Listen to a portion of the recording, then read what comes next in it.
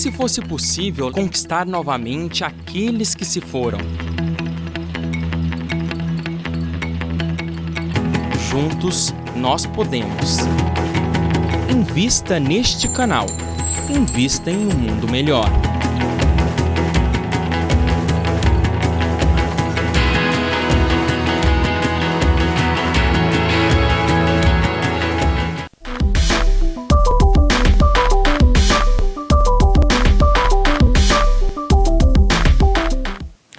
Novamente no ar, estamos aqui num programa ao vivo, na TV Mundo Maior, como todo dia da semana, às 16 horas, tem um programa ao vivo em que você pode participar através do WhatsApp, através da internet, do próprio site, do e-mail e também agora o YouTube, que está ao vivo no YouTube. Quem estiver assistindo no YouTube pode também fazer suas considerações que vão chegar até mim. E vamos lembrar também que nós temos aqui, está próximo aí, aconteceu o nosso 15º encontro Amigos da Boa Nova, em que você pode já estar obtendo as suas informações a respeito de como que é reservar, como é que é o processo que vai ser, através desses telefones que vocês estão vendo aqui, que é o 2458-3214 e o 2456-7109, 15º Encontro Amigos da Boa Nova. Estaremos lá, ok? E voltando aqui ao assunto do diferencial, vamos dizer assim, como eu estava falando no começo, muitas pessoas vão no meu consultório e falam assim, eu vim aqui porque sou médico espírita. Aí eu sou obrigado a explicar para eles, olha, não existe essa especialidade médica, né? Existe médico psiquiatra, médico pediatra, médico oftalmologista, médico espírita não existe. Eu sou médico e espírita. Como eu podia ser psiquiatra e adventista, como eu podia ser oftalmologista e católico, ok? Mas existe uma certa tendência as pessoas entenderem que quem conhece a doutrina espírita sabe cuidar melhor da doença mental. Não necessariamente, tá? Existe aí, se você for vendo pelo Brasil, inúmeros hospitais psiquiátricos, né, que levam o nome de honrados mentores espirituais, né, do plano espiritual. Então você tem vários hospitais chamados André Luiz, vários hospitais chamados Bezerra de Menezes, Emmanuel, ou se fala Hospital Espírita fulano de tal, né? E porque sempre houve realmente essa proposta de um algo a mais que a doutrina espírita poderia oferecer como recurso coadjuvante, talvez paracientífico e algumas vezes até científico, como está começando agora a acontecer, no auxílio do tratamento dos transtornos mentais. E aí gerou-se talvez uma pequena confusão de ideias, dizendo que que talvez não seja doença, seja só espiritual, que você vai lá, faz o tratamento espiritual, o tratamento espírita, expulsa o espírito que está lá e a pessoa melhora e sara. Não é bem assim, tá? Isso também era uma dúvida que eu tinha e que, dados o meu caminho, né, vamos dizer assim, de estudar e agora desses anos todos de prática clínica, a gente tem uma capacidade de perceber certas coisas. Por isso que muitas vezes as pessoas vão no consultório e falam, mas o senhor está enxergando alguma coisa em mim? Eu falo assim, olha, a não ser o formato do seu cabelo, a sua roupa bonita e a sua maquiagem, eu estou percebendo, mas aqui eu não sou médium. No consultório médico, eu não sou médium. Ah, mas o senhor é médium? Sou, e a minha mediunidade eu exerço lá na casa espírita, que eu elegi de coração, que é minha mãe que me socorreu. Quem é? É a Federação Espírita do Estado de São Paulo. E é lá que eu sou médium, né? É lá que eu dou passe, é lá que eu participo de reuniões de desobsessão, é lá que eu dou palestras, é lá que eu faço um trabalho voluntário numa religião ou numa doutrina, né, que tem aspectos religiosos, que é a doutrina espírita. Por isso que num consultório médico, seja o cara espírita ou não, existe um sistema, um método de investigação clínica, que nós sugerimos que seja a observação clínica evolutiva, como um método de melhor acompanhar um doente mental, inclusive de perceber que ele possa ter fenomenologia paranormal, mesmo que eu não seja espírita e que eu não acredite nisso ou não aceite que isso existe, não tem como negar o fenômeno. Ou seja, eu costumo dizer, contra fatos não há argumento. Então, por mais que a pessoa já tenha diagnóstico de esquizofrenia, mas ela começa a falar da tua vida de uma hora para outra, detalhes que só você sabe, Então existe um fenômeno mediúnico acontecendo ali, mas não necessariamente que a pessoa seja médium, ok?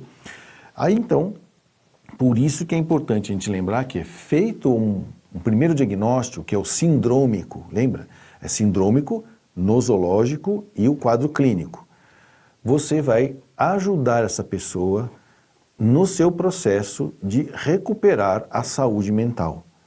Mesmo que ela tenha uma doença real e verdadeira, ela nasceu com a genética para ter esquizofrenia, se expôs a situações em que a esquizofrenia se manifestou, e ela agora está com uma doença que é degenerativa, ela é progressiva, ela é processual, a gente vai falar assim, então dane-se, né? Então essa doença é física, acabou. Não, tem que cuidar dessa pessoa psicologicamente também. Porque algumas pessoas confundem, não, tem que fazer terapia para o esquizofrênico sarar. Não, a doença é degenerativa, né? Você faz psicoterapia para que essa pessoa conviver melhor com esse seu aspecto de doença. Para ele não ficar com baixa autoestima, não ficar com estigmatizado, a psicoterapia, né? Para ele compreender certas coisas, inclusive de profundidade também, mas ele vai continuar sendo esquizofrênico. Ah, então vamos lá, já que ele é esquizofrênico, então larga ele num canto ali, né? Larga lá. Não, também não. Nós vamos socializar, né? Não é porque a pessoa tem alguma dificuldade mental que ela não possa, ainda mais hoje em dia com as medicações que nós vamos falar também, né? Ah, então, mas aí também não adianta ficar então fazendo desobsessão, essas coisas, porque já viu que é doença mental mesmo? Claro que sim. Porque muitas pessoas têm esquizofrenia e têm processos obsessivos oportunistas, ocasionais, que não dependeu dela, fora os prováveis processos obsessivos que nós chamamos de pertinazes, ou seja, aqueles que querem realmente fazer o mal. Sei lá por quê. Estão desavisados das leis de Deus e querem se vingar de alguma coisa que eles acham que têm o direito. Isso, eles podem achar o quanto eles quiserem, porque o livre-arbítrio existe. Então, por isso que eu digo, seja qual for a sua dificuldade mental, tem que ser cuidado, visto, diagnosticado, orientado, tratado do ponto de vista sistêmico, biológico, psicológico, social, espiritual e espírita. Fez o diagnóstico, vamos tratar? Vamos. Então eu já falei na semana passada do tratamento. Vamos colocar o nosso primeiro slide só para a gente poder recordar, ok? Que fala sobre como é que é o tratamento depois que você fez essa observação clínica evolutiva. A meta é amenizar sintomas para melhorar a observação clínica. Ou seja, você consegue, amenizando os sintomas, fazer com que a pessoa entenda o que você está falando e ela te dê mais informações a respeito do sofrimento dela. Aí pode ser que, do ponto de vista biológico, eu tenha que entrar com medicação. É carne, né? É cérebro, né? Não é psicológico. É medicação porque a pessoa está tão perturbada que ela não consegue nem sequer fazer um raporte, fazer uma ligação com você para conversar. Então a gente medica. E aí tem todo um processo de como que você faz a medicação, que lá em Franco da Rocha a gente aprende assim, ó. São essas 3 regrinhas básicas: especificidade, seletividade e parcimônia. Se você fez um bom diagnóstico, você já especificou o remédio. Ah, é uma síndrome depressiva. Ah, então tá bom. Então se é depressão, eu vou dar o quê? Um antidepressivo. Legal. Já especifiquei. Agora, qual deles? Aí vai da prática do médico, do quadro clínico do paciente, do perfil, inclusive biológico do paciente, né, do que ele pode, que tipo de remédio que ele pode ou não pode tomar, que vai se juntar com outros que ele já toma. Então, a psicofarmacologia, para você chegar nela, você tem que entender de farmacologia antes. Porque você pode dar um remédio psiquiátrico que vai interferir no remédio da pressão, ou que vai interferir na pressão do olho, ou que vai interferir no trato intestinal. Por isso que é psiquiatra, porque é médico e vai saber entender da interação das medicações, ok? Inclusive descobri que, por interação, e existe um grupo lá no Hospital das Clínicas que surgiu quando eu estava na residência, naquela época, que era o grupo de interconsultas, que resgatou esse trabalho do médico, psiquiatra, que é entender do ser humano por inteiro e perceber a interação medicamentosa. É o único grupo que eu vejo até hoje fazer simpósios, não sei se a palavra é simpósio, mas encontros, em que ensina o médico a perceber a interferência de uma medicação com outra, pela experiência que eles têm lá. Então, depois que você faz, vou botar para o nosso slide, você faz a medicação, selecionou com a medicação, a parcimônia significa o quê? Vai devagar com a dose, principalmente se a pessoa nunca tomou remédio. Cada um responde de um jeito, tá bom?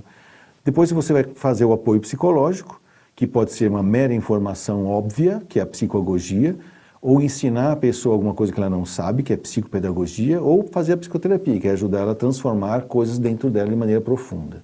E fazer isso periodicamente, que é o exame psíquico e a revisão diagnóstica periodicamente. Ou seja, é quando você pede para a pessoa voltar, depois de 1 mês, 2 meses, porque ela já está estabilizada. Feito isso, nós vamos ver um quadrinho, que eu só vou anunciar agora, porque nós vamos ver isso no terceiro bloco. Mostra esse quadrinho, ó, o que é o próximo slide. É simplesinho, né? É bem fácil de entender, né? Tem as coordenadas abscissas.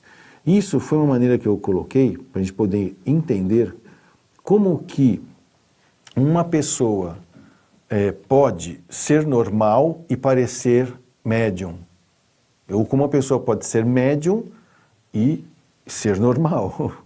E como uma pessoa pode ser esquizofrênica e parecer médium e assim por diante. Até que a gente vai encontrar, bem no centro desse quadrinho, o que é a mediunidade com toda aquela riqueza de fenomenologia paranormal e que a pessoa não fica perturbada, não parece doente nem esquizofrênica, que é o que eu chamei de mediunidade com Jesus, que é o que a gente costuma falar no meio espírita. Está bem no meio do centro do quadrinho ali, vocês vão ver, com Jesus. Né? É o mediúnico com Jesus. Esse quadrinho é complexo, eu ainda estou estudando e ainda estou percebendo aonde que se encaixam algumas coisas que normalmente as pessoas vêm para a gente e falam, doutor, isso que eu tenho é mediunidade? Eu falei, não sei. Por quê? Porque existem alguns transtornos mentais, inclusive neurológicos, que a pessoa passa a ter rompantes mediúnicos temporariamente. Depois você trata do problema neurológico dela ou psicológico, a mediunidade some. Então o que significa isso? Que a gente só vai chamar de mediunidade aquele tipo mediunato, né? Em que a pessoa tem aquilo evolui, ela educa, evangeliza e vai servir à humanidade. Isso é mediunato. Mas fenômenos mediúnicos ou medianímicos podem ocorrer em qualquer momento, inclusive nos normais e nos doentes mentais. Em qualquer momento. Assim como também você tem pessoas que nunca sequer nem ouviram falar em espírito e depois de um traumatismo crânioencefálico conversa com ele como se estivesse falando com a própria esposa, né? Isso significa o quê? Que o fenômeno mediúnico também é um fenômeno sistêmico, biopsicossocial, espiritual e espírita. Vamos para o intervalo que eu vou tentar explicar essa tabelinha para vocês. Até lá.